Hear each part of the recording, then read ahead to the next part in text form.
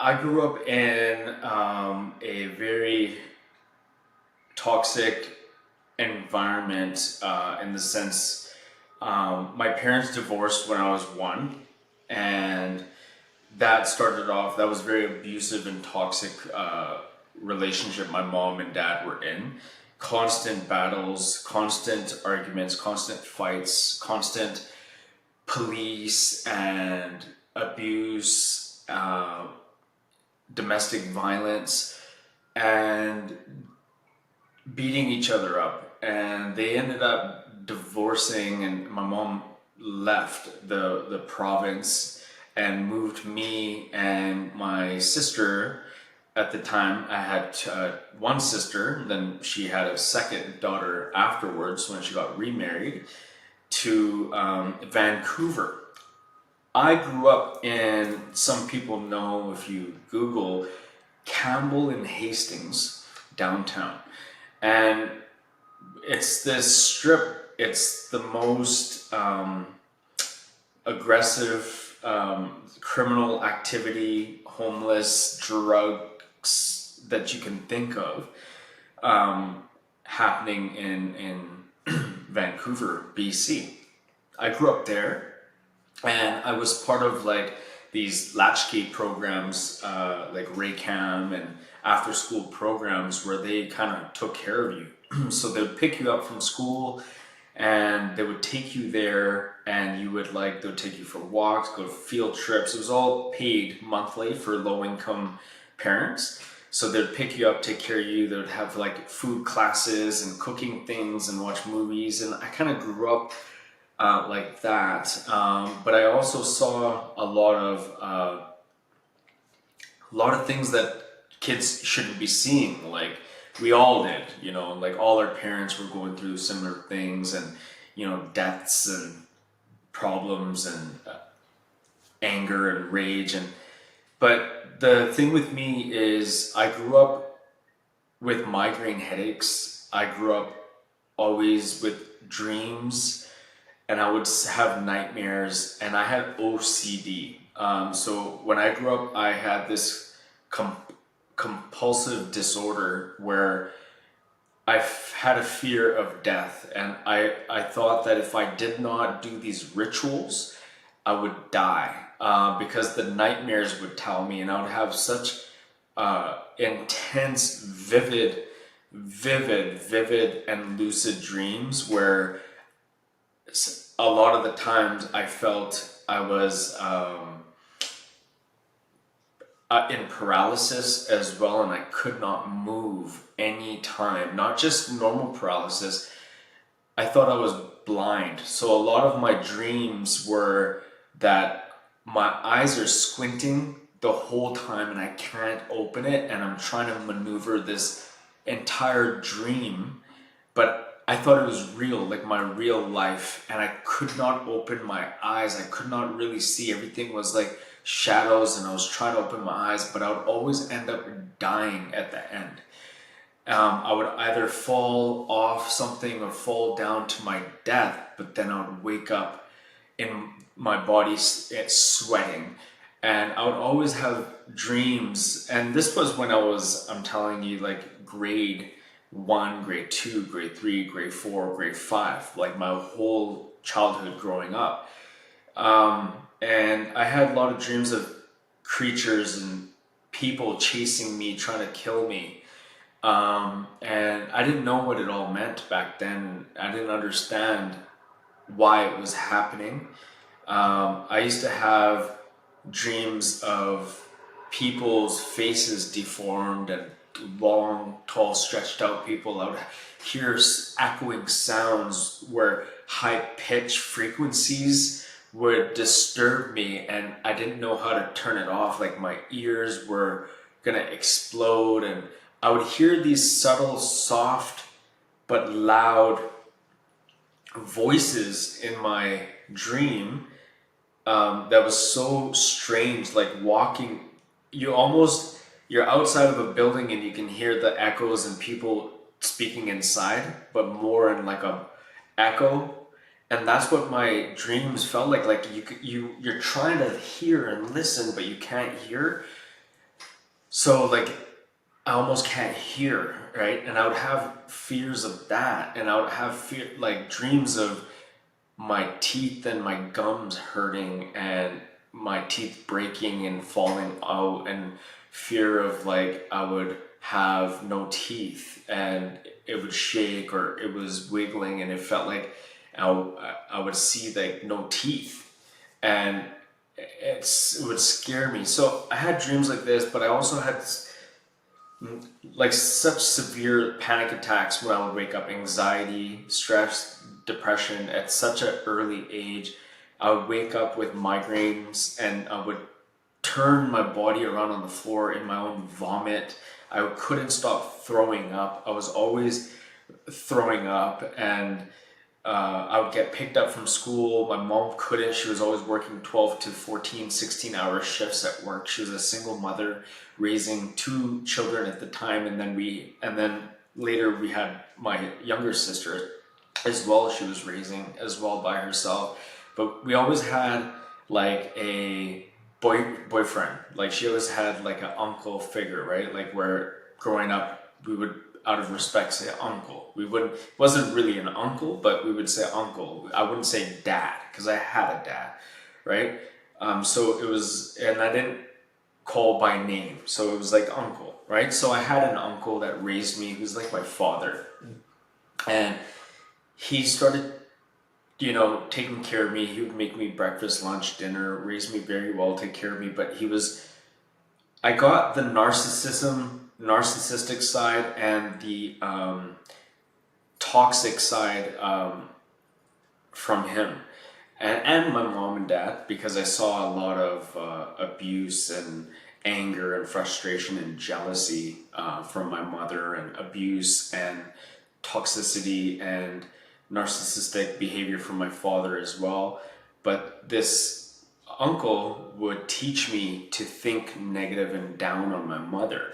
He would call her, you could blurt out like bitch, cunt, whore, slut. And I was just a little kid. And he'd be like, that's what she is, repeated after me. And he would pass me the basketball, tell me we're going to play basketball. So I would feel good doing it. He programmed me, groomed me, but I never looked down on him for it, because he would always make me breakfast, lunch, dinner, take me to play, take me for drives, treat me really well. But he would always look down on my sisters and my mom. And he was also a big time drug dealer. My mom would say, don't hang out too much with, he's a drug dealer. And I would see the deals and the drug deals happening on the streets and people showing up at the house, and he would take me to hotel rooms. And I didn't realize how big of a deal he was associating with the big people he was dealing with, like Hell's Angels and gang members and drug dealers. He was the dealer of the drug dealers. So drug dealers would come to him and get supply from him, and I didn't realize until I got a little older and he showed me how many pounds and pounds he would always have in the house and hidden in plain sight. But so when my mom couldn't pick me up from school, he would pick me up from school, or my cousin would ride his bike and put me on the back and double me home. But I was like so always sick and traumatized, and they would take me for CT scans and X-rays, and I would always go in that machine that vibrates like magnetic. I think that's the CT scan, and I was fearful and scared to be in that because it reminded me of my dreams. And they didn't know why I had such severe migraines and headaches. And, my mom would travel a lot because she had a lot of family back home in Fiji. We're from Fiji Island. So it's Fiji Islands, and it's like thousands of islands. But my mom had family on several different places, right? There's two main islands and then surrounding islands everywhere. But we would always go to Fiji when I was young as a kid. And I remember meeting my cousins for the first time, but they were all like, what do you call see, in our language, in our culture, have a word for it, but they were mischievous. They were ruckus. They were like vagabonds. They were like other terms like savages and like doing bad things, and they were creeps, and they were fun. They were all of the above, but they were into weird things. Like older cousins, I'm talking, they were already married when I was such a little kid, 5, 6, 7, 8. They were already getting married, older cousins. But they showed me things like sex and drugs and molestation at such a young age. And they showed me things that they would do, and I saw them, and I witnessed my older cousin molest my younger sister through the peephole of the door, the old school. You put that big key in there and you pull it out, but you can the hole of the door is big. So I would look and I would see that, and other cousin would pull me away and take me and say, hang out with us. And the girls were real flirty and close with children too, and weird. But I never got molested by my girl cousins, but the guy cousins were weird, and they would show me that they would do things with aunties and nieces and cousins, their own cousin sisters, their own sisters. And I know it's negative, and I know it's not what everyone wants to hear, but that was a little bit of my background. And they got me into smoking marijuana and cigarettes and alcohol at that age. And so when I came back to Canada after the summer holidays, because most summer holidays I'm supposed to be with my dad for custody, so I would have to visit my dad, but it didn't start at that age. I think it started around 6, 7, 8 years old. I started having not 50-50, but custody. Every school break, I would have to go to Calgary, Alberta to stay with my dad and my stepmom for 2.5, 3 months out of the year for the break. When I came back to Canada, I just had all this in my mind already. I knew it all, like videos, pornography. They used to call them blue movies. And my aunts would watch these movies, like these Fijian, Indian movies of elders, like, in the movie depicting that to like younger kids. And I'm like, what is this? Like, that's the, like, and my mind knew it all at such a young age. So when I came to Canada, the way the attraction works is that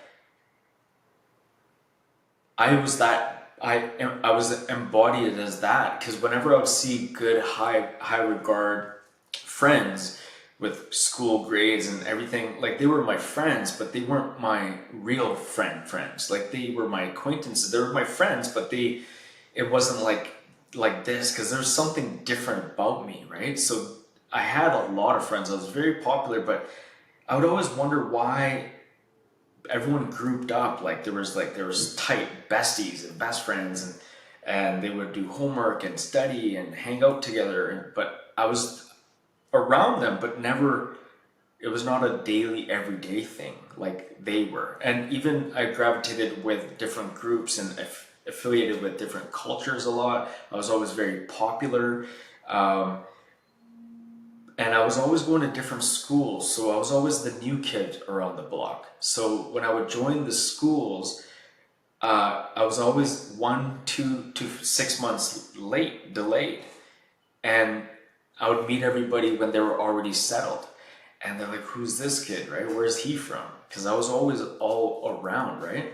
And they would see me dressed different because I'm from Vancouver, right? So I would come in a big puffy Michelin jacket hoodie with like a tank top underneath or a t-shirt, and it was summer.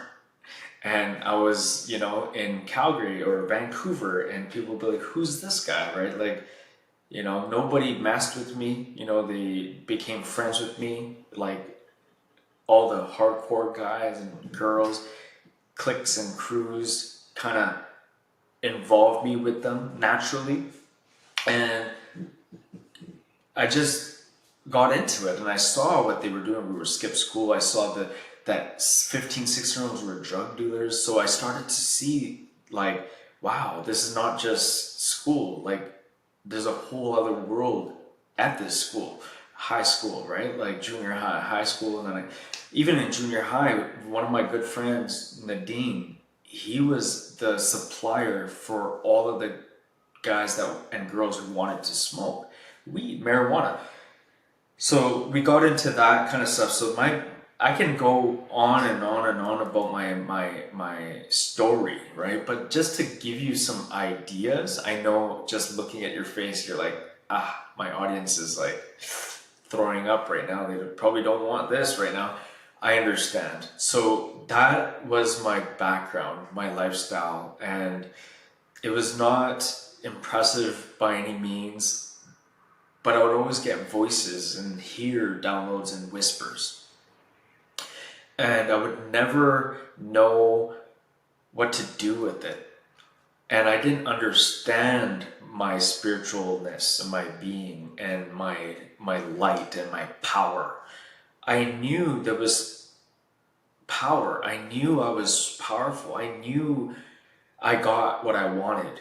I knew that I could associate with whoever. I knew there was something about me. Even my aunts and uncles would do certain things with their own kids that they would do with me. We could stay up late, watch movies, or, they knew that Malcolm was different. He didn't have his parents influencing him. So like he can hang out with us. He can have a beer. He can have a drink. He could have this traditional drink that they drink together. Malcolm could sit with us but it was different. There was something different about me, right? Unique. And I would dismiss these whispers. And at the time, I didn't know how powerful it was, but it was powerful. For example, in high school, I was a smoker and, I couldn't really afford a pack of smoke every day, but I smoked a pack or two every day. I don't know how I afforded it, how it came into my life, how I was sustaining a lifestyle of all of this, drugs, alcohol, cigarettes. How? I was not working. How did I get everything, right? And I remember one day I just was sick of asking, hey, can I butt a smoke off you? Can I butt a smoke off you? Can I bum a smoke off you? Can I bum a smoke off you? I said to myself and to the universe, like at that time I didn't know what I was doing. I knew what I was doing, but it's different now. It's totally different now. Before I was doing it too, I remember. And I'm just like, I'm gonna get a pack of smokes. I'm gonna find a whole pack of smokes and it's gonna be brand new. It's gonna be fresh. It's gonna be new. It's not gonna be wet. It's gonna be in a plastic still, brand new, like as if somebody placed it there for me. And I believed it. And I kept walking. And when you're walking on the streets and you're walking by schools and neighborhoods, there's packs of smokes back in those days everywhere. Like just they throw garbage everywhere. And I'm like, no, that one's open, no. And I saw one like 30 minutes later, never giving up hope or will, or the belief or the conviction of myself, my higher self, the truth, the trust, didn't give up. And I saw something and I went and I picked it up and it was a brand new red packet of cigarette. And I opened up the plastic and I'm like, I knew it. It was like, that was mine to begin with. Like it was my confidence didn't say, oh my God. It was like, yeah, put it in my pocket, confident. And I was like, that was my miracle. But I did that with so many things, with certain what I wanted and I, anything that I wanted. But it was negative. And people don't understand, right? They think that because the universe and God will give you what you want and desire and what you hold to believe, it won't give you the alternative. It'll give you whispers like, are you sure about that? Do you want to live this life? Is that the path you want to go down? Like if you say I want a pack of cigarettes, it's not going to give you a packet of mints. I got the pack of cigarettes, right? So source is obedient to you, right? So yeah, eventually I got over those headaches early on, but I found out what it was. It was like trauma. I think trauma being in my mom's stomach, and trauma from life, being hit, being abused, being beat up from my parents, like hitting me, slapping me across the head, hitting me with spoons and rolling pins and metal spoons and hangers and belts and whips and plates and anything, right? And that's probably why, and the trauma of life, and not understanding what everything means, and just the toxicity created that in me. But the rituals of OCD again was certain turning on and off the light a certain period of time and looking around my room, and I had to jump into bed and then jump, or like my whole body level jump, and somehow get the blanket from under me over me. And if I didn't do it right the first time, I had to get up, turn on and off the light again. I had to look around, and I had to jump on the bed, jump up again, and then it added another thing and said, no, now you have to clap. So when I jump up my body to go under the blanket, then I had to do it again, and I had to clap underneath my body, and I had to clap on top of my body. And nobody knew this about me. And I had to do this, otherwise I thought I had those nightmares and it was going to kill me, because all my dreams had to do with death. And it had to do with like fear and scarcity and doubt and worry. And I've never shared this on any podcast before, actually. But yeah, I had OCD, and I had anxiety and depression and fear growing up as a kid. And I still managed to live, and I had to take care of my little sister. I had to be the big brother. I was 3.5, 4 years older than her, because my mom was always at work for 16 hours, and I would come home, I would have the keys, I'd have to unlock the door, put her in the playpen, I would have to shower, I would have to bathe her, and because her dad would come around once in a while, because he was always kicked out of the house because he was an alcoholic, and he was toxic, and he was a drunk. Like, when I say drunk, I mean like a homeless drunk, like a very, very disgusting, toxic, fallen over, you could see it in his face, drunk.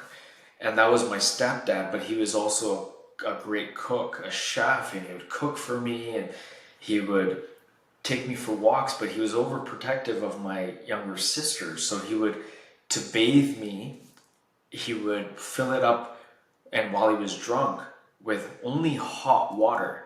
And he would have a big kitchen knife, like the biggest kitchen knife, if I didn't get into the bathtub. And I knew how hot it was. Like, any child would burn, like their skin would go red, they would burn, like it felt like you're melting. But he would have me get into that water, and I would be crying, traumatized inch by inch, and he would finally push me down, and I would burn the inside of me, like my butt and everything would burn and melt. Like, it felt like I would melt. And that's how he bathed me. And when he would feed me, he would always feed me with a fork.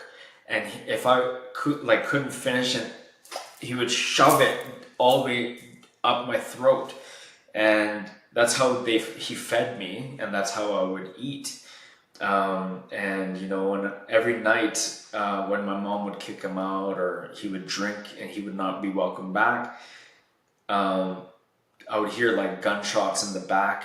We moved to Richmond. Richmond is a real bad gang-related area, and there was always gunshots and drive-bys and cars speeding, and I was taking care of my sister, and we'd have to go to sleep by like 9 o'clock, but I couldn't sleep till midnight, till my mom would come home and be like, "You're still awake? You have school at 6 o'clock. You have to wake up."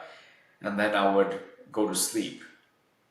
And then that was my routine, that was my life. I just was like that. So if you can see that picture, and then the older I got, the worse things got. You know, it got like twice as worse, 4 times as worse, 10 times as worse.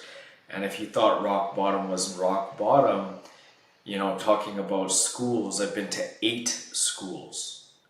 And I've had over 100 jobs. I've moved in and out of over 100 homes. Like I've never, you know what I mean? Like just the programming and the cycles and patterns and the karmas of that life. Um, I wouldn't wish that on anybody, you know, to not know their path, not know how to heal resentment, anger, rage and abuse, and you know, parents wishing death on you. And as that I got older, my spirit just kind of, I started to lose that confidence, that conviction, that trust.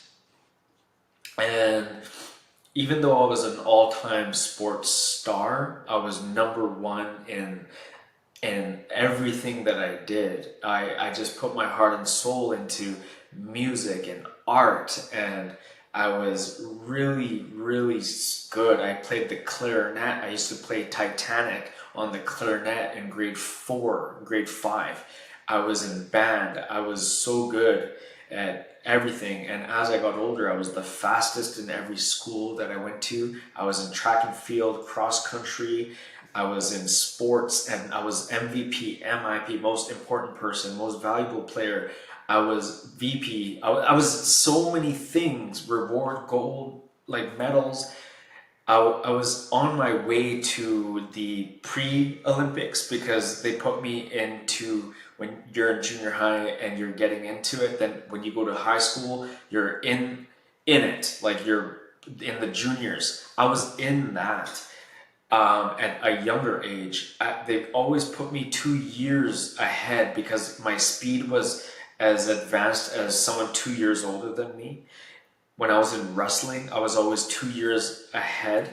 When I was in soccer, I was always 2 years ahead. And all my teams always won with having me on their team. I was not the tallest, not the strongest, I was not the fittest, but I'm telling you, I was the best. I was strong, and I was my heart, my power.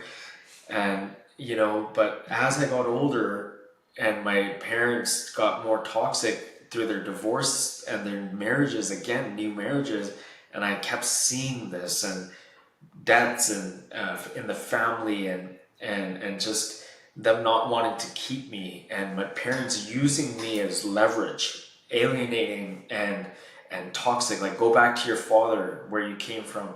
My father, go back to your mother where you came from.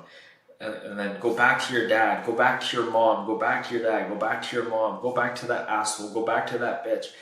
And just my whole life became this yo-yo. I was just tossed around, and I built so much resentment, and I just became a bad son, a bad kid. And as I got older too, and they just didn't want me, and they disowned me. And what else was I supposed to do? You know, and then I had a child when I was 17 years old, and they thought they could show up and convince me to abort the child and tell me what to do, what's right. And I'm like, what are you trying to tell me what to do, what's right in my head? And they're like, oh, you're just a kid. You're not even out of diapers yourself. And my dad spat on my face with my family. My mom took me back and said, you know, just come back to Vancouver. And I went through so much with that, and then separation. But the person I became at that age, at 17, was not a normal person. I was jealous. I was toxic. My jealousy came from my mom being jealous that she always had a boyfriend or another man and not taking care of me and loving me. So when I saw that in a woman, I became jealous, you know, and I was jealous and I was toxic. And and then, you know, I was abusive, you know, and I was all of those things, all those labels. And and then my mom would say, I just wish you died. My dad would say, you know, you're gonna die a lonely man. And my family, my sisters would be like, you should die. You should have died. You know, you should get hit by a bus, run over by a car. You should get in a car accident and die. And, you know, just in my subconscious, I guess my mind and my body and my subconscious just overrode the whispers, and the whispers turned into, you should die, or you should commit suicide, or you should overdose on drugs, you should just go get crack, cocaine, mushrooms, ecstasy, and weed and alcohol and cigarettes, and just nothing's good enough. And the whispers were over clouded by my subconscious, my ego saying, yeah, maybe I will. I don't care. I should. And I would drink and drive, and I would be on so many substances all the time, and my friends or people I'd hang out with would throw up and vomit. They couldn't handle being my friend because I was just so much. Nothing was ever enough. I would live the night and day, 24 hours a day. Sometimes, you know, and when I was addicted to crack and cocaine, I would be up for 3, 4, 5, 6, 7 days in a row. And I wouldn't wash my face, shower. I got so bad and dragged down in life that I'm telling you, my spirit was leading me to an inevitable death. Because when I got older, I was 23 years old, it just became too much. I was not changing. Nothing was fixing, nothing was correcting. I wasn't listening, I wasn't programmed. I didn't know about personal growth. There was no personal growth. I just shared you my story. There was nothing.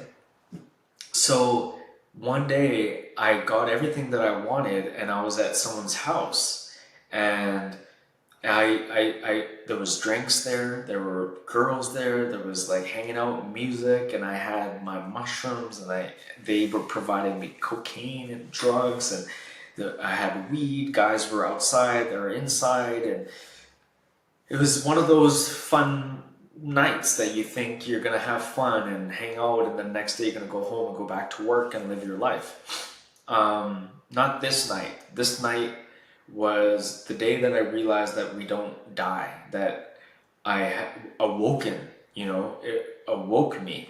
And I was the one that was up, the one that got bored, the one that wasn't tired, the one that didn't have enough. Everyone was done. And I'm like, I'm gonna go. They're like, where are you going? It's like 3 a.m. I'm like, I'm like, I need more. Like, what else can I do? Where else can I go? Who else can I find? I was that person. And they said, don't go. Like, you know, I'm like, just give me my keys. I'll go. I don't feel nothing. I'm fine. And that day I got into my SUV, Nissan Pathfinder, 1997, standard. And I get into that car and I reverse and I said, bye, you know, I'm good. Yeah, I'm good. See you tomorrow. Talk to you tomorrow. They all thought they're going to see me tomorrow and talk to me tomorrow. All my friends, acquaintances. Because I say that because I'll say this afterwards. Remind me what I was going to say, okay? All the thousands of people I knew, thousands of friends I knew, out of all the cousins, all the acquaintances that everybody shows up in life and when you need them to hang out and drink and party, right? Everybody, right? All your people, Hey bro, hey Malcolm, yeah, anytime, any this, any that. So I'm driving around and I realize I'm driving in circles, like 100 miles an hour, because 100 kilometers an hour is not that fast.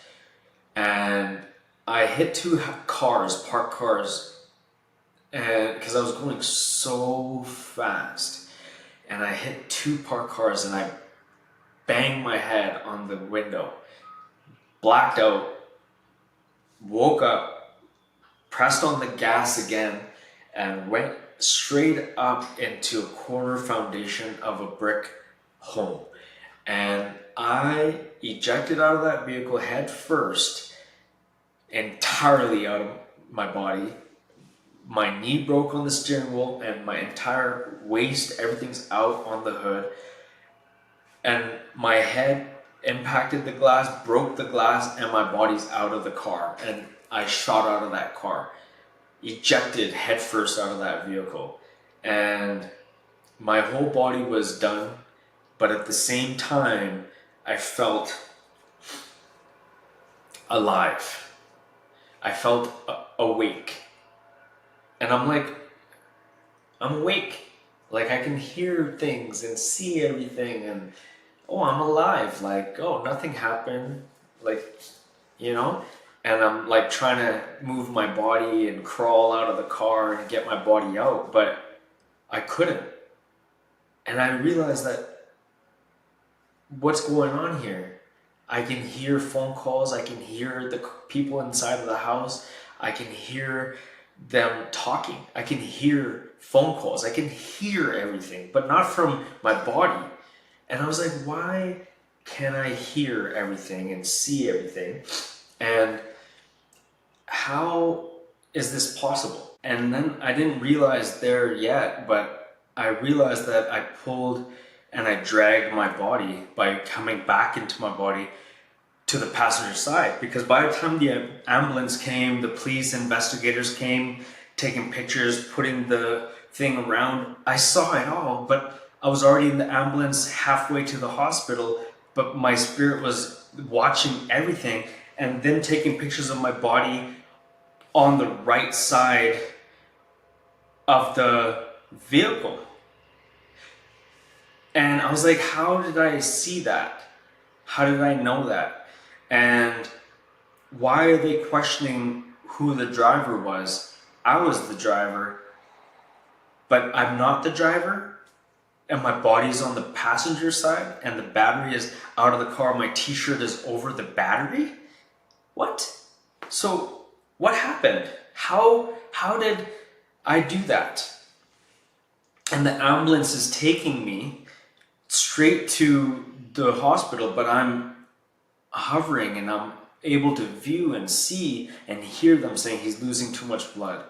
You know, we can't save him. He's lost too much blood. You know, and they're rushing. And my body's swollen. I have shards of glass in my head, in my face, in the back of my neck, in my hands, in my arms. All of those scars, all of these are scars. I just have all that hair. And then I have this, you know, and that, you know, my main arteries, my tendons, cut, bleeding, everything. This is from a different thing, but this is from my, from the glass being from the car accident.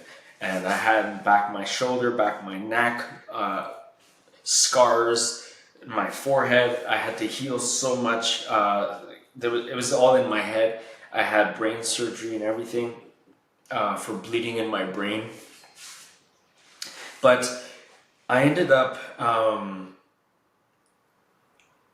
realizing that I can hear, I could see everything, and I can feel people's emotions and thoughts, and I can do that, and I can hear the news.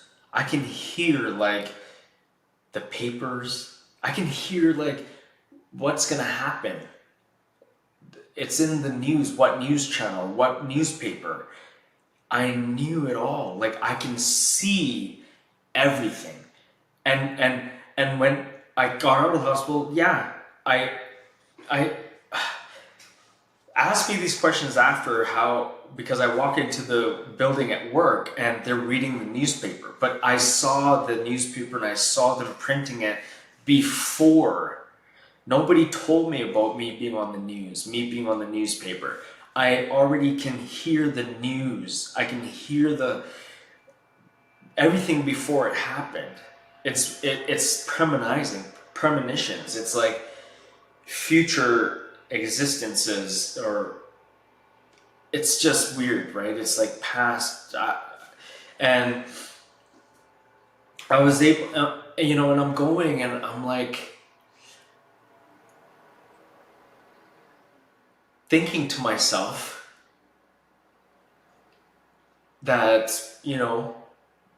what are they saying? Why are they saying this? I'm right here. Like I can hear everything, I can see everything, I can think everything, I know everything.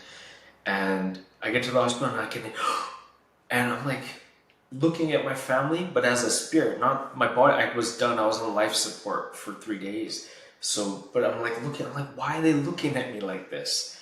And they couldn't breathe, they couldn't talk. They like, cause I was swollen. Imagine you being ejected out of a vehicle head first in a front-on collision hitting a house, right?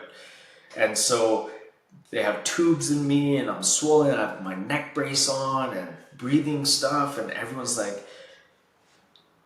like shocked. And I can hear people coming in one by one, and I can hear them praying over me. I'm like, why are you praying over me? Thank you, that's nice. But I'm alive.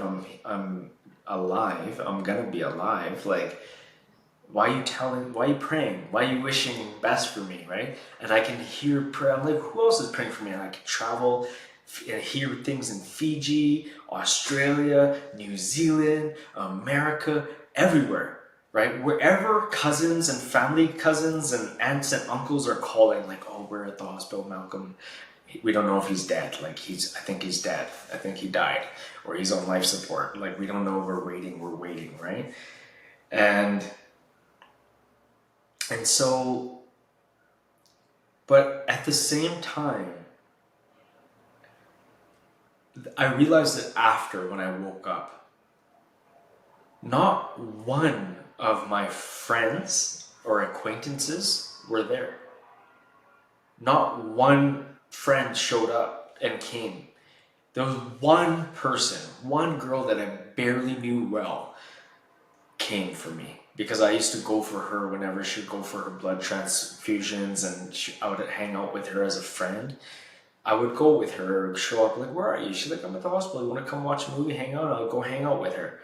And I was that kind of guy. I friended people till this day. Part-time, I drive a handy bus for disability students. I drive them to school.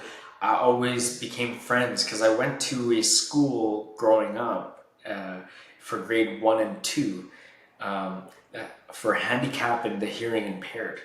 And so for a few years I went there and I learned sign language and I became friends with kids like that. But I realized that not one person was there for me. And that made me wonder, like, wow, that opened my eyes that this life that we run around for, struggle for, nobody's there. But my family was there, even though and I had resentment though. Even though they were the same ones that wished death on me, they didn't want me to live what they said, and all the things. I was like, why the F are they here? They didn't want me here. They wanted me dead. And now they're here? What two-faced kind of people are they? And I hated them. And so when people talk about light and the white light, I was looking around with judgment and curiosity as a spirit. And I was like, wow. I was like, this is the reality, eh? That you die and then they show up and then they pray. They pray for your body afterwards, right? they conduct a huge funeral and show up and everybody has to come, right? Like, anyways, so I ended up,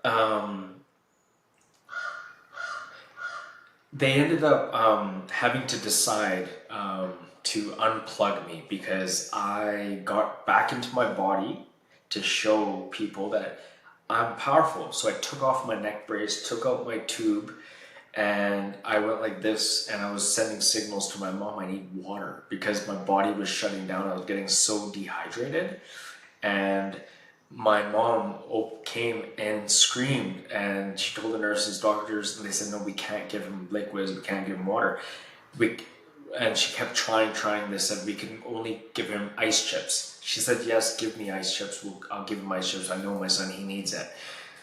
So she started giving it to me, and I felt like relieved that my body isn't gonna die. And and then I got back out of my body, and I started going around looking at my cousins, because I'm like, what am I here for? What am I waiting around for? And they're eating burgers and sandwiches. I'm like, so everyone's just stuffing their face, eating, waiting to hear if I'm dead or not. You know? And some people are praying, and and I'm like, okay, well. So when my mom had to decide with other uncles and my dad, and they all huddled up, and then she's like, I'm just gonna decide to unplug him. Um, at that point is when I decided, with a gravitational decision, with a higher power source, that I should be leaving here now, this planet. And when I left this hospital room, I left my body. So suddenly I was close to my body, and then I left my body, and I can see my spirit, because I was my spirit, and I'm leaving. I am my spirit, sorry. And I'm leaving, and I'm floating, and I'm going above, or I was already going through walls and leaving, going everywhere, but this time I was just going up above. And I didn't do that before. I didn't decide to fly and be like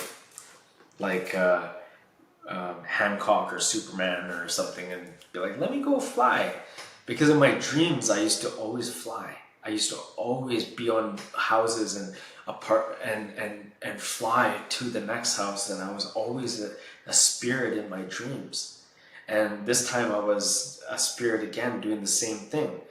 And and so I ended up like going up, and there was this huge vortex that just was ready for me, that I got into, like a like a funnel, like a tornado, right? Just kind of takes you, and it took me, and I got captured by it, and it just took me, and I kept going faster and faster. But it was like, in the beginning, you're leaving this earth and this city and country and realm. It was lights, right? I could see I'm leaving, and then started going faster, and I'm like seeing lights and lights and lights, like almost like how fast I was driving, lights going by. But it was like, then I saw red and blue and clusters and this and that, and I'm like, where am I going? Where am I leaving? How fast is this? And I started going, and then I started realizing that this is much more than what I think it is. When is this going to end? Am I going to be stuck in this and just keep traveling for eternity? And it goes black, right? And it's all black, and I'm still going, and I'm seeing little spotlights and reds and blues and clusters, and it's all black. And I'm like feeling in limbo. Like, now it's gone so fast, but now it's like I feel I'm in this other realm. It's just black, and I'm floating around, and I don't know what to do. Like, when you're in a water park, or you're at a swimming leisure center, and there's those slides, and you're going, and when it goes into the dark one, and you're like in that, like, it's dark and it's quiet, all of a sudden in limbo. It was like that. I was in black, and I worried, and I wondered, and I said, am I going to be stuck here forever? Is this what hell is? Is this what like the unknown is? Is this where I'm gonna be forever? And I heard a whisper, and it kind of was telepathic to me. Like I thought it was my voice. And sometimes I had to realize that it is me. It is consciousness. It is your source. It's all one. It is you. It is. And it was speaking to me. That's why it's guided intelligence is guiding my intelligence. It said, it is. You're supposed to be surrendering. You're supposed to be in the unknown and be okay with it. And it was hard for me to do for a very long time. Very, very difficult for me because I was going through anger, frustration, and my lifestyle. So I didn't know what it felt like to surrender. I didn't know what it meant to give up or to give in to it. And I just said, okay, fine. I guess if this is what death is like, nothingness is like, then fine. My body, I left my body, then whatever. I'm dead. I'm gone. Then I just gave up. And right when I gave up, I see a white light enter, and I hear those voices again. And I'm like, what is going on? And I want to look inside, but I can't, and I can't see anything. It's just white blocking me out. And I hear voices like chanting, right? Like, and I'm like waiting to be welcomed in, waiting for my turn. It felt like I'm next. And I come in and I look, because I surrendered, and it said welcome, and I was welcomed in, and they were all there. Angels were all lined up, bowing down in surrender like this, and they were all translucent, tall angels. They were angelic, and they were angels. They were white and see-through and clear and translucent. And I felt that they were cousins and families and people, and and I didn't know who they were, but I knew who they were. It was like, yeah, that's my mom, that's my dad, that's my brother. But it was more than that. It was like they were my angels. That's what I am. I'm an angel, and they were an angel, and they were my brothers and sisters. It was like that. And then I look to the side and I see a big head, huger than all the angels. And they asked me, what do you want to do? And I said, it was telepathic, and I didn't say anything. And I'm like thinking, what do I want to do? I don't know, what do I want to do? I want to be here. This is beautiful. It's angelic. It's welcoming. It's compassion. It's love. It's peaceful. It's home. It's what happens when we're gone. That's what this is. But I look at my life review, and I look a panorama effect of every instance so fast, but it felt like so long, but it was so fast. And I saw like every experience, everything I've done, everyone who I used, gossip, disrespected, every manipulation, all my failures, all my wrongs, all my mistakes, all the things that's going to happen, everything that never happened, the choices I made. And I just like thought that I could do it again. I thought I could do it over. Oh my God, I'm here. It's not easy.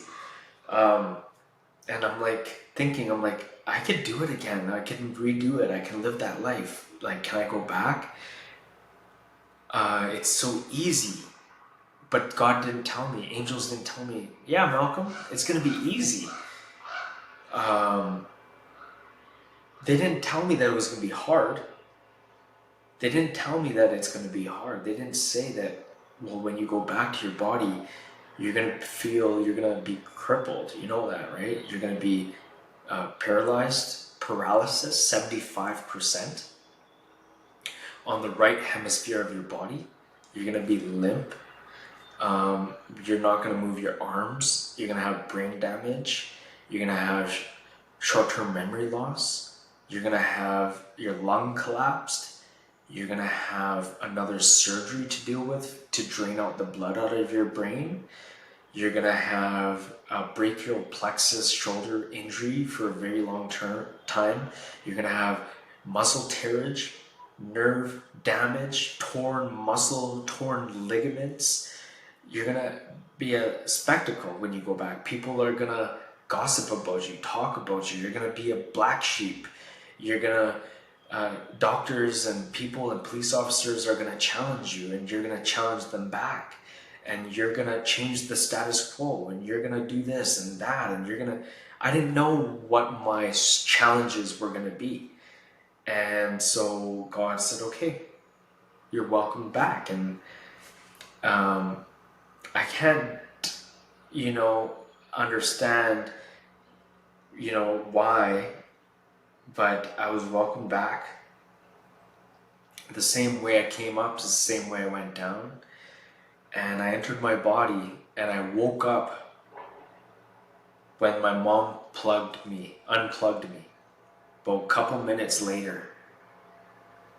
I say a couple minutes, but it's like, it felt like 15, but it felt fast, And I go upright and I look at my swollen knee. My leg was broken. They had to put 2 bolts in it and screws and stuff in there. And I said, "What the fuck happened to my leg?" My mom looked at me and she's like, "Oh, you're awake. Thank God. Like, thankfully, you should be grateful for your life." And I said, "What the fuck happened to my leg, man?" And I'm thinking, shut the hell up with that. Why are you here? Yeah, I was not angelic. I was not graceful. I was not like a blessing. I was a curse. And I was a burden. And I reminded my family of what I was. And they were like, we had to deal with his bullshit now. Elevated. It was maximized. And I wanted to take everything that I knew and I saw. Instead of understanding forgiveness, I had to learn. So everything that I had to do in life was, I had to learn it. I had to learn about resentment. I had to learn where anger stems from. What is fluctuations? What is regulation? I didn't know nothing. I was uneducated. I was a dropout. I didn't tell you. Junior high. Did I mention high school? No. I dropped out of junior high.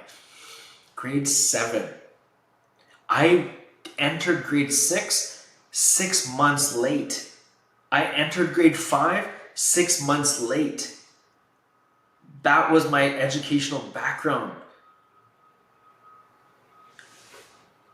So to go back to college and pass with high marks and 96 and 100, that was all through manifestation, through visualization. You got me stuck on that. That was through visualization, right? So I ended up like having to learn, but I was resentful. I said, "What are you doing here? You're the one that wanted me dead.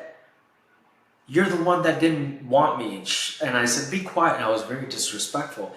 And it was so hard for everybody. Can you imagine? They just were crying for my body, crying for me, and I'm being disrespectful to them.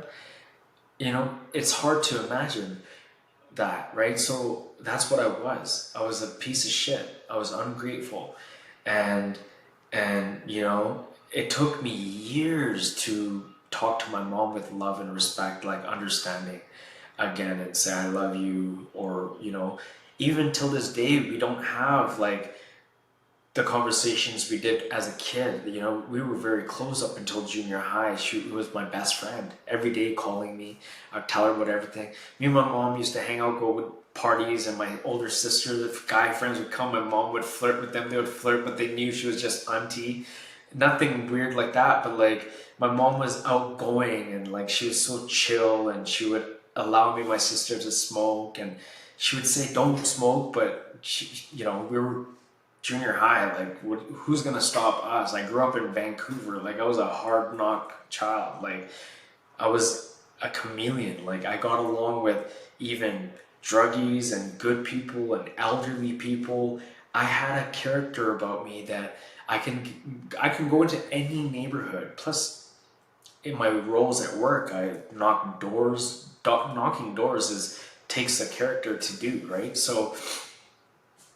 And so that was what happened. But I had to learn how to live and relive. But I knew that I had that experience, but I didn't remember so vividly my my life review. I didn't remember vividly like everything. I only remembered that I was out of body, and if I could do that then, I could do it now. And if I can, so it was telling me like you can heal, and nurses were saying you're never going to heal this again the same way. You know that, right? My son, my child, like it's a miracle you're alive. We've been in this ICU unit for years, decades. We've never seen a case like this. And the way you, like, you're lucky you're even here. Like whatever injuries you have, they're not just going to heal. So they didn't see it as a miracle. They saw it as, okay, you're alive, you survived, but okay, but the broken leg though, it's not going to fix. But the paralysis, that's going to stay like that. So they just wanted to make themselves credit, like as a nurse, as a doctor, as a professional, like, okay, so now we know what your injuries are. That's what it is. It's going to stay like that. And they had to diagnose me, and they had to give me all the pills and all that. And I'm like, no, it's healing. They said, you just woke up off life support. What are you talking about? It's healing. I said, no, my bones will heal. Just watch. I'll heal it in like 2 days. They said they hated me. They're like, they didn't want to be in the room with me because I would always negate and rebuttal them. And I started walking in 3 days. I healed my bones. I talked to my bones. I went into my spirit, went into my body, into my vessels, into my blood, into my nervous system, untwined all my nerves, my muscle tears slowly, eventually. Doctors couldn't do it. Physiotherapy couldn't do it. I had to go into my body, and I felt it untwining. I felt my bone fusing together. I was walking, and they said, don't walk, lay down. I said, but I have blood clots, right? They said, yeah. I said, blood clots will happen if I lay down, right? Yeah. Shouldn't I be walking? But you have a broken leg, you can't walk. I said, I can. Watch me. And I would walk, and they left the room. They left me to be Malcom. That's the guy I was. That's the guy I am. Confident, convinced, powerful, and but with a lot less on my shoulders, with a lot less of that anger and resentment, and remembrance of wishing death and talking negative like that, and so I had to learn to overcome obstacles. And what were they? And I had to remember and recall a lot. And nurses would come and put the pressure, the heart rate pressure thing that squeezes your arm, and they would frustrate me with doubt and say all these things to me, and I'm like so upset and mad at them that I wanted to scare them. So I raised the blood pressure monitor past 290, 300, and they got so scared. They said, relax, breathe, calm down, they thought I was gonna die. I was laughing inside. I'm like, just chill, watch. And I just changed my emotion, and it went all the way back down. And I knew how to do that. And I know how to do that. And, circumstances come where you're not in control of and you don't want to do certain things. But when shit hits the fan and we have to beg or struggle for a life, then we end up begging and praying and wishing and doing all the work, right? But we got to remember, we got to be consistent, we got to do the work, we got to do these things. It's a lot of work. So as the years went on, I actually learned that I can do remote viewing. I could premonize, I can visualize, I can manifest, I could quantify, I could quantum jump, quantum leap without knowing who's teaching it, who's doing it. I was doing it prior to the learning, prior to the books, prior to the podcast, prior to anything. I was already doing it myself. And I realized that I can lucid dream. I can vividly dream. I can be aware and awake and allow my dreams to occur. So I wanted to live my dreams again. So when the dreams would happen, or the dreams would have, I would go back into these dreams. So I would revise the dreams, I would remember the dreams, I would bring them back into existence. Nightmares, hellish nightmares, demons, I would bring back into my dreams. The ones that were banging in a closet, in an attic, that were shaking the house, that you would never want to enter, I would slowly, eventually, take me weeks and months to go out. The fear, trust me, it didn't take a week. It took weeks for me to open the door where the demon was and confront the demon that was going to kill me. And seeing my cousins in dreams that died, my grandfather that never wanted to look at me in a dream, I wanted to fulfill that prophecy, that dream. Like, why is my grandfather not looking at me? He's very disappointed in me in life. My cousin, he's just hanging out with me. Why are we just hanging out? There's a purpose to me dreaming him. So let me hang out with him differently. Let me guide him. Let me teach him to heal. Let me tell him that he needed to heal. He needs to come back to his family. He needs to show that he's alive. So for months, I changed my cousin's death to me just having a dream about him, to us being involved with the family in my dream. So we'd have family gatherings, dinners, and I was so happy that my cousin was alive for months, hanging out with the family. But I would always, like, I knew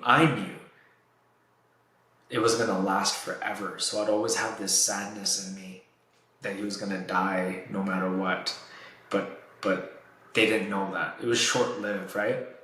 And nightmares of killings, murders. Like, there was like these bodies that were dying and that I was involved in, and throwing them in a big bin dumpster, like a huge construction one, and raking, pretending that I'm raking, and the grass and trees, branches, covering it all in garbage bags, and no one's gonna see it. But then I would have to get confronted. So dealing with confrontation in a different way, being confronted, being the fraudulent person.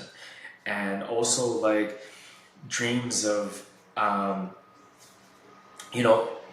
wanting to just so many dreams that I'd have to bring back to life and conquer and overcome my fears. Going into like a huge above the sky water park that's slippery metal and not falling off, having to have the fear to overcome the challenge to do it instead of falling off. Or like opening my eyes when the whole dream I was squinting. What was that about? How can I open my eyes finally? Trust, it had to do with trust. All the dreams had a meaning, and I had to forgive the devil, the demon. So when I entered it, it went away, and I had to find it, and it was in this room, and it created a vortex, and it spun everything and sucked everything, and there was this ritualistic thing where all these demons were there, and I had to create this bravery in me to be there. I made it to that part of the dream. I never made it that far in the past. So I broke free of the first level, it went to the second level and the other level, and finally, but not in the one dream. It took months to keep recreating that dream, to finally embrace that demon and walk up to it and hold it. Out of fear, I was scared. But then it turned into a normal person, and everything just vanished and it disappeared. And it needed that love, that gratitude, or that letting go. It needed to be let go. It was stuck here, haunting me. And then it never came back. I never had that dream again. And all these things that I had to overcome, like drug addiction. After my car accident, I was still an addict. I was still a chronic smoker. And I had to face it. I had to catch pneumonia. I caught pneumonia 7 times before I quit smoking cigarettes. I put myself in the hospital so many times. Jail, getting involved with police officers, the disrespect, the confrontation. Oh, challenge me. They would call 7, 8, 9 police officers holding me down. I had to change that perspective and reality, so I would start to obey and respect and be like, yes, sir. You know what? You're a different officer. You're very nice. I had to fool him with love and kindness. Instead of him judging me in advance, I had to judge him with love in advance. So he wouldn't look down on me and judge me based on my scars and my face and my features. I would say, hey, sir, I'm sorry, I'm in the wrong. So manipulation, positive manipulation, the power of persuading. I had to learn all of this. I had to do it. Breaking cycles, going to court instead of them looking down at your criminal record and judging your entire life. I had to go into him out of body, go to the judge and be like, you're going to look at me good. You're going to forgive me. You're going to respect me. Even the officers are going to respect me. I'm going to walk in here with a smile, and that's what you're going to judge. You're not going to judge me based on the criminal activities I've done in my life. And so that would happen. And I would break free of the cycles of going to jail and hanging out with my guy friends, going to the club and fighting with bouncers and them taking me to jail and banging on my door and saying, oh, you fled, you assaulted, you got an assault charge and you're under arrest. Why did you do that at the club? And I had to go to jail. I had to do all that stuff. And then I had to realize, like, they had a track record of me that were 2-3 pages long. I had over 20 records on my sheet. And so when I got busted for jaywalking, they took me to jail. And they used so I had a criminal record. I had 7 assault charges. I had 7 non-appearance charges. I had ticket charges. I had so much on my records that I had to wipe clean, and I did. And I wiped everything clean. My criminal record, everything, my whole thing, my life, all of this stuff. We can be on another podcast just kind of expressing everything, but it's been a challenge to get a thought, change the thought, and get the thought before it came to me, and catch the thought in outer space. I teach people how to do that.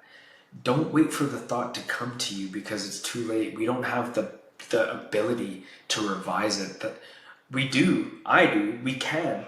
But a lot of people don't. A lot of people they're susceptible to their own thoughts. So I teach them in my curriculum how you can capture it and change it before it enters. And so like all these things, like I had to do all the work, all the work. A lot of people want it easy. They think, oh, an MDEer, I can get help from him and he'll help me change in one day. He healed, so he'll help me heal right now. But I get to find out who's a narcissist. I get to find out who's demonic. I get to find out, because when you challenge them, their innerness comes out. And when they don't hear what they want to hear, you get to find that out and you get to see it. And I'm a different type of a mindset coach, healer, therapist. I help people do the work, and I'm here, I got their back, but they gotta be ready to do the work. It's not one and done, shabam type of thing. It's like a journey. If you're ready to heal, ready to change, prove it. Let's do the work. Take accountability. It's a curriculum. It's like a university. It's like schoolwork. Come with a pen, come with the journal, and come ready to go, and we'll do it together. Everything. That's what I do. And it's one like this. It's not a push and play. Like a lot of these people out there, they have a discourse. I don't have a discourse. It's energy with energy healing. It's a process for someone with addiction to get to a level to change their thoughts. It's not like someone with addiction is ready to learn that. Because if I teach someone with addiction that, they're not going to do it. It's a process of elimination first. It's a process of healing. It's a process of actualizing. It's a process of epiphany moments. It's coaching, consistency, daily rituals, how you sleep, how you're gonna sleep, how you're gonna think, how you're gonna wake up, how you're gonna change your thoughts when you wake up. It's the frequencies, the vibrations, it's the calling, the commanding, the demanding, the intentional directions. And then when you get to that point, then absolutely you can challenge the thoughts and be like, but in the beginning, it's going to be a challenge to just jump right to that. But you need to start to recognize what are thoughts. What are thoughts? We don't have thoughts. We never had thoughts when we were born, right? So they're coming to us. They're coming not from us, they're coming to us. They come from us only after we've accumulated so much. But they're coming to us. They can come to us from radio waves, frequencies, microwaves, food. They can come to us from the damage of animals. They can come to us from so many different ways. And if we don't get strong enough to allow it to dissipate or disengage from it, then we're susceptible. We can get thoughts from the Navy, from our Army. If the Army wanted to target this country, they can send thought waves. There's certain light frequencies. The blue bulbs that they're putting, they're changing the bulbs of the street lights. There's Wi-Fi, 6G can now see things without a camera. Like so many things can infiltrate our mind. But when we don't know, we don't know.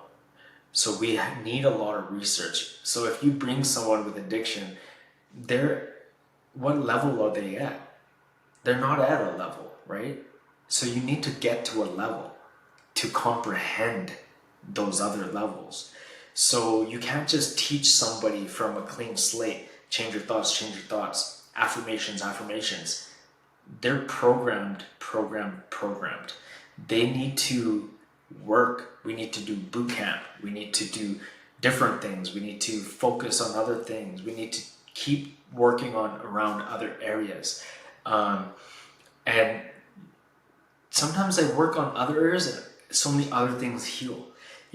People think they want to work on anger, but then a lot of other cycles and patterns unleash for them, and they open so many other doors. They will come to me and be like, Malcolm, this stopped happening, that stopped happening, this stopped happening, because you're working with me on this area. Or we work on another area and then other things happen, right? So it's always like that, right? People want that type of answer. Like, what can you say? Or what ritual can I say? Or what affirmation can I say to get to this point of healing? it doesn't work that way, because it's like you're you're blocking, or you're suppressing everything else, and you're just working on an area. It's like a mind body spirit connection. You can't just heal your brain without your gut. You can't just heal your gut and not your brain. You can't just think you're healing your brain but still eating junk food. You know what I mean? It's like there's so much to it. Yeah, we can jump timelines. Like when Kobe Bryant died, I got a huge download, a huge message before. And I was like wondering, what does this mean? What does this mean? Like, what's happening? You have to listen to that. You have to talk with it, communicate, be like, okay, it is something. Something big is coming. Yeah, really? How big? Big, big, or medium big? It's large. You can communicate with it. And I'm like, oh my God, on what scope? International? Like worldwide. It's devastating. I'm like, what is this going to be? An earthquake? What's going on? And then I just let it go. And then a few days later, it was on the news, Kobe Bryant died. Yeah. So like, and even if you get a thought, even if you get like a thought, you can change that thought. You can even create thoughts. You can, right now, you can put thoughts out into the universe. You can just put them out there. We're doing it all the time. Like, oh, my hair sucks today. My hair sucks today. Why are you putting that out there? We could say, thoughts like, oh man, the barber that's going to cut my hair next is going to do something amazing. I know it. And then just let it go. Let thoughts go into the universe and just trust that it's been received. Or thoughts can come. You can think a thought like, say, oh, my mom, this happened with my mom. But you could change that and be like, no, what's happening with my mom now? She's healing herself. She's changing her health. And she's going to give me a phone call one day and I'm going to hear about it. And then let it go. And then a year later, my mom called me and be like, I cut bread. I don't do milk anymore. I cook from home natural. And I'm like, I don't take the credit. I don't say, Mom, I did that, right? I'll just be like, wow, good job. That's good. Great. How come you weren't listening to me before for 10 years? I was telling you. I don't do that anymore, but I was like that, and it doesn't work.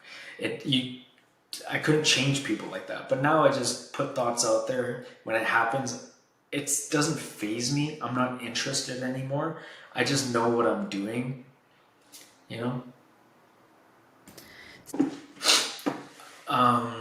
They can find me searching guided intelligence or Malcom, and you can research my testimonials, read them on Google, and you can watch them on YouTube. And if you're ready, you're ready. And I'm not here to convince anybody to be ready. You just know, and you're ready to go, and trust in yourself and the journey. I have a children's self-help book on Amazon called Arnav's Affirmations. Please, you could buy that to support me. It's very cheap. But you could book a consultation with me. I can give a discount for you watching this interview. And I'm looking forward to hearing from you. I'm looking forward to you putting in the time and the investment, so I can put in the time and investment and energy into you. And yeah, I'm looking forward to hearing back from anybody.